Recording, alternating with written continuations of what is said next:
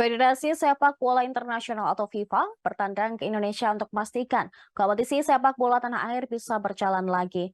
FIFA bersama AFC bertandang ke Indonesia untuk melakukan pertemuan dengan induk sepak bola tanah air, yaitu PSSI.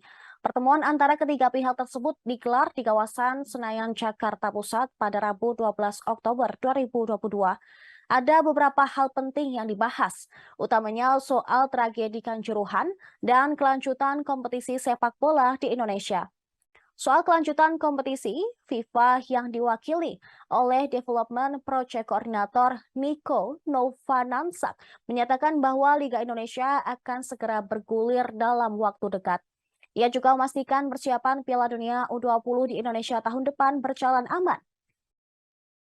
Novanansak menegaskan FIFA, AFC, dan PSSI bersatu serta bekerja sama untuk pemerintah demi memastikan semua orang di Indonesia dapat menikmati sepak bola dengan cara terbaik. Sebagaimana diketahui, kompetisi sepak bola tanah air, khususnya Liga 1 musim 2022-2023 sedang dihentikan sementara waktu.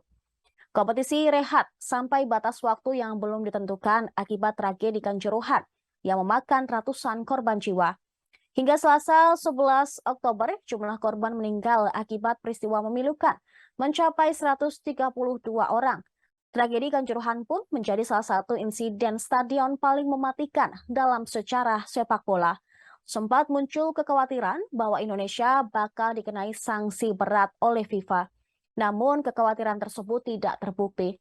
Organisasi yang dipimpin oleh Gianni Infantino itu bahkan akan berkantor di Indonesia.